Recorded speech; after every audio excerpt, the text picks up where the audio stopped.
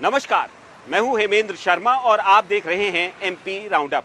मध्य प्रदेश में होने वाले एक लोकसभा और 3 विधानसभा उपचुनावों में मुख्यमंत्री शिवराज सिंह चौहान की साख दांव पर लगी हुई है। जानकारों का मानना है कि उपचुनावों के नतीजों से शिवराज सिंह चौहान का भविष्य भी तय हो सकता है और शायद यही कारण है कि शिवराज सिंह चौहान ने इन उपचुनावों में अपनी पूरी ताकत झोंक दी है। दूसरी तरफ कांग्रेस पार्टी में हो रही इनफाइटिंग अब खुलकर सामने आ गई है। पार्टी के पूर्व अध्यक्ष अरुण यादव ने खंडवा से उपचुनाव लड़ने से इनकार कर दिया है। अरुण यादव के इस दाव से कमलनाथ और दिग्विजय सिंह के खेमे में खलबली मच गई है। पार्टी ने अब खंडवा से राजनारायण सिंह पुरनी को अपना उम्मीदवार बनाया है, लेकिन सवाल यह है कि क्या पुरनी अरुण यादव से बेहतर उम्मीदवार हैं? क्या वो कांग्रेस पार्टी को खंडवा में जीत दिला सकते हैं? कहीं कांग्रेस पार्टी की इनफाइटिंग की वजह से बीजेपी को खंडवा में वॉकओवर तो नहीं मिल गया है? थोड़ी देर में हमारे साथ मौजूद होंगे कांग्रेस पार्टी के पूर्व अध्यक्ष अरुण यादव। हम उनसे कांग्रेस के अंदर मच रहे बवाल के बारे में चर्चा करेंगे, लेकिन उससे पहले एक नजर प्रदेश की बाकी अहम खबरों पर। मध्य प्रदेश में 3 विधानसभा और 1 लोकसभा के उपचुनावों से पहले मंगलवार को मुख्यमंत्री शिवराज सिंह चौहान और बीजेपी अध्यक्ष वी.डी. शर्मा झाबुआ पहुंचे, जहां दोनों नेताओं ने आदिवासियों के साथ परंपरागत डांस किया। इसके बाद जनजातीय सम्मेलन में शिरकत करते हुए मुख्यमंत्री ने आदिवासियों के लिए 18 बिंदुओं पर महत्वपूर्ण घोषणाएं की, जिनमें आदिवासियों को परंपरा और संस्कृति के परिपालन के लिए महुआ शराब को बनाने और उपयोग की छूट का ऐलान किया। मुख्यमंत्री ने बैकलॉग पदों को 1 साल के अंदर भरने की भी घोषणा की।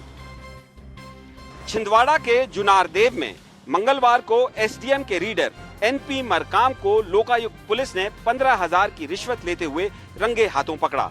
लोकायुक्त पुलिस के मुताबिक मरकाम बिजौरी निवासी राजेश गढ़ेवाल से संपत्ति संबंधी एक मामले के निपटारे के लिए 20,000 की रिश्वत मांग रहा था। राजेश गढ़ेवाल ने इसकी शिकायत लोकायुक्त से की, जिसके बाद लोकायुक्त पुलिस की एक टीम ने योजनाबद्ध तरीके से मरकाम को ट्रैप किया और उसे 15,000 की रिश्वत लेते हुए रंगे हाथों पकड़ा। मरकाम के खिलाफ प्रिवेंशन ऑफ करप्शन एक्ट के तहत मामला दर्ज कर लिया गया है और उनकी संपत्तियों की जांच की जा रही है। लोकायुक्त पुलिस की एक और कार्रवाई में मंगलवार को बड़वानी में सीएससी सेंटर के जिला प्रबंधक मोहसिन खान को आधार कार्ड की आईडी बनाने की एवज में 10,000 की रिश्वत लेते हुए रंगे हाथों पकड़ा। लोकायुक्त पुलिस के अनुसार आरोपी द्वारा 20,000 की रिश्वत की मांग की गई थी, जिसकी पहली किश्त 10,000 देना तय किया गया था। मंगलवार को फरियादी अंबाराम सीएससी कार्यालय पहुंचा, जहां पर आरोपी मोहसिन खान को 10,000 रुपए लेते हुए रंगे हाथों पकड़ा गया। प्रधानमंत्री नरेंद्र मोदी के आत्मनिर्भर भारत के नारे के तहत मध्य प्रदेश पुलिस ने अपनी डॉग स्क्वाड में विदेशी नस्ल के साथ साथ देसी नस्ल के डॉग्स को भी शामिल किया है। पहली बार ऐसा होगा जब यहां देसी नस्ल के कुत्ते पुलिस इन्वेस्टिगेशन में मदद करेंगे। इसके लिए इनकी ट्रेनिंग भी शुरू हो गई है। मार्च में पुलिस के डॉग स्क्वाड के लिए लाए गए देसी नस्ल के 20 में से 10 कुत्तों की मौत हो गई थी। अब और डॉग्स को ट्रेनिंग के लिए लाया जा रहा है, लेकिन इनको सुरक्षित रखते हुए ट्रेन करना किसी चुनौती से कम नहीं है। दतिया में एक कॉलेज की छात्रा के साथ गैंग रेप का सनसनीखेज मामला सामने आया है। घटना 1 अक्टूबर की है और पुलिस के मुताबिक कॉलेज से लौट रही पीड़िता को उसके जानने वाले 3 आरोपियों ने एक कार में अगवा कर लिया और गैंग रेप की घटना को अंजाम दिया। आरोपी पीड़िता को डबरा भी ले गए, जहां पर उसे 1 दिन के लिए बंधक बना के रखा गया। पीड़िता ने मंगलवार को अपने परिवार वालों के साथ जाकर पुलिस से शिकायत की। गैंग रेप का केस दर्ज कर लिया गया है और तीनों आरोपी अभी फरार चल रहे हैं। और अब बारी मध्य प्रदेश में कांग्रेस पार्टी में बचे घमासान की। हमारे साथ इस समय खुद मौजूद है मध्य प्रदेश कांग्रेस पार्टी के पूर्व अध्यक्ष और पूर्व केंद्रीय मंत्री मिस्टर अरुण यादव। सर, आपका स्वागत है सबसे पहले तो एमपी तक पर। सर, आपने कुछ समय पहले ग्वालियर में एक पार्षद आए थे, कांग्रेस पार्टी में लाया गया था उनको। वो गोडसे की पूजा करते थे, तो उस समय बहुत आपने उसका विरोध किया। आपने बड़े मुखर तरीके से जहां बात रखनी थी रखी थी। अब ये कौन सी गांधीगिरी कर दी आपने? देखिए, पहले तो कोई घमासान नहीं है पार्टी में। हम तो कार्यकर्ता है पार्टी के निर्देशों का पालन करते हैं। जहां तक सवाल चुनाव का है, मुझे 5 चुनाव लड़ने का अवसर मिल गया है, तो मैंने खुद ने निजी रूप से कहा। मैं तो सब चीजें मान रहा हूं सर, इसीलिए तो कह रहा हूं कि आपने गांधीगिरी की है। क्यों की है ये मैं जानना चाह रहा हूं।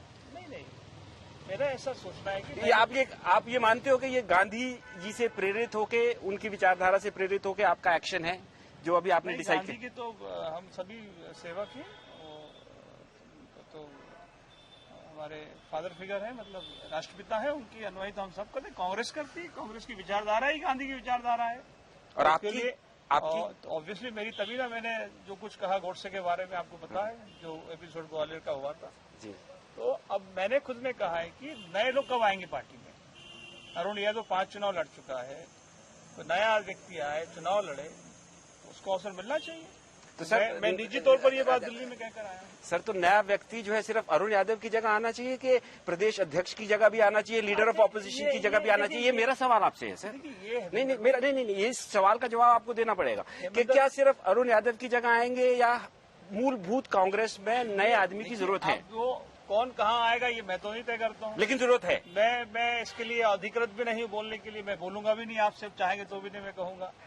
लेकिन मैं जरूर जानता हूं कि नए लोगों को हमें सने सने आगे लाना चाहिए।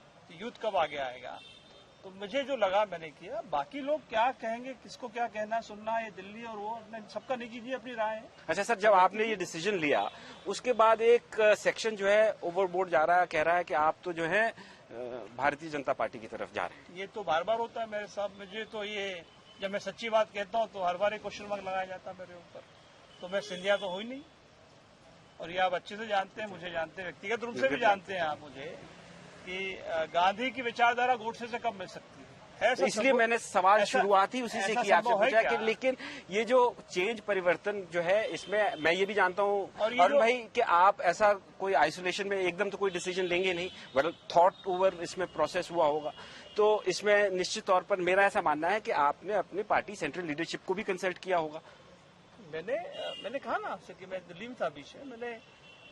मुझे जो ठीक लगा, मैंने लिखित में सोनिया गांधी जी को एड्रेस करते हुए कहा है कि मैं चुनाव में भाग नहीं लेना चाहता हूं, मेरी जगह किसी निष्ठावान कांग्रेसी को चुनाव में। तो निष्ठावान कहां से लाएंगे सर?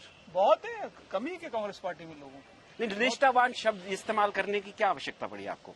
नहीं, जो चल रहा है, जिससे देखिए एक सरकार चली गई जी, जिसको मैंडेट प्रदेश की जनता ने दिया था, और जिन लोग भरोसे हमने सरकार बनाई थी वो लोग छोड़ के चले गए। तो इसलिए ये बार बार सवाल आ रहा है। ये आपकी समझ में सर, जो चले गए वो तो गए, लेकिन जिनकी वजह से गए वहां तो कोई अकाउंटेबिलिटी आज तक फिक्स नहीं हुई। अब ये सब चीजें मेरे जुरिडिक्शन की नहीं है। अब ये किसकी क्या अकाउंटेबिलिटी है तो होनी चाहिए। That's right, I agree with you.